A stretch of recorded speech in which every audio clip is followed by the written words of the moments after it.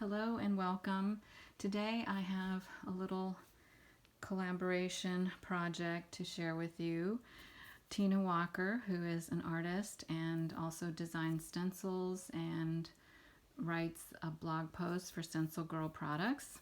She does a lot of collaborations for Stencil Girl, and she did this little project that I volunteered to be in, and this was what I ended up with. The theme this time was to pick an artist that inspires you and create something in the either style or just something that is inspired by that artist. So this is what I created. It's a little mini book journal inspired by Seth Apter.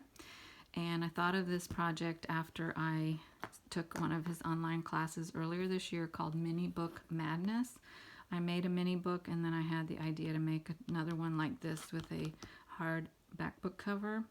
And I started it very briefly, but then I put it away and I never finished. So when I heard about this collaboration, I immediately thought of that and thought, oh, that would be a good project for me to work on and get motivated to finish. So first of all, I have this little closure with some beads and some dangly things that I attached. It's really just for looks. It doesn't really do that much, but I think it looks nice.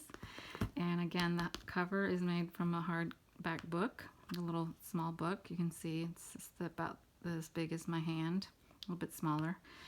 On the cover, I didn't use any Seth Apter products, but I feel like it's inspired by his style a little bit. Then on the inside, I used a lot of his different stencils and stamps and some of his embossing powders. So this is a dried flower. Go through it now. This is a dried flower that I actually randomly had laying around, and I thought, oh, that might look good on the cover there, because it's kind of a little book about reminiscing about the past, the future. This is one of Seth's stamps. It says Hope and Dreams. The rest of this is just vintagey stuff I had, and this photo is a Tim Holtz photo actually that I distressed and used one of Seth's embossing powders that makes it look like encaustic wax a little bit.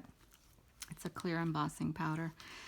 And then I made all these pages randomly, and then I put them together. So some of them blend better and some don't, but I think these look nice together. This is one of his stencils. This little mini book has a lot of layers and stamping and stenciling in the style that he teaches, and I really like a lot. So it's just a lot of fun to just do all these layers, and I didn't think a lot about, like overthink when I was making them, so it was really enjoyable making this little project. This is also one of his products. It's iZink Ice, it's called, and it's like a texture paste in black, and I can't remember the exact name of it, but if I am able to, I'll post a link to his website, which has all of his products there, and you can find it. So this is another page that this spread I worked on the pages separately, and then they came together nicely. This says In Disguise, but the E is in disguise. And this is also a good example of the style that Seth was teaching in the mini book class, with a lot of layers and washi tapes and all kinds of things. And another class that inspired me of his I wanted to show very quickly is a class that he teaches online that as well, to decorate a little tin. And I did that class and made this, which I used some of the techniques that he taught in this class. I don't know if you can see that. I used some of the techniques from this class as well to decorate these pages. I love making this little tin too. Okay, so that's that. And then here's another couple of pages. These are a little bit different, you can see, but I tried to bring that color over with this butterfly, a vintage photo, a little piece of a doily or something. On these pages, for the focal images, I used, in this one it's a stamp, this is a stencil.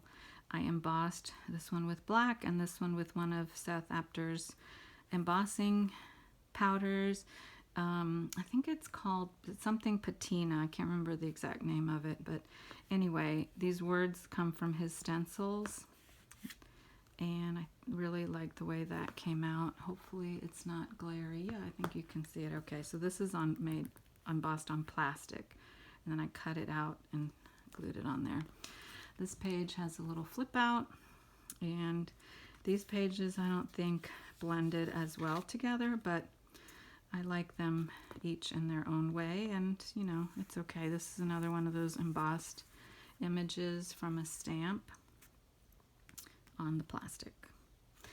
And then, this is some stitching, hand stitching I did. Okay, and then this side, I really love the way that turned out. This is a pressed leaf that I just glued on there. I, again, randomly had it laying around. I love the way that turned out. And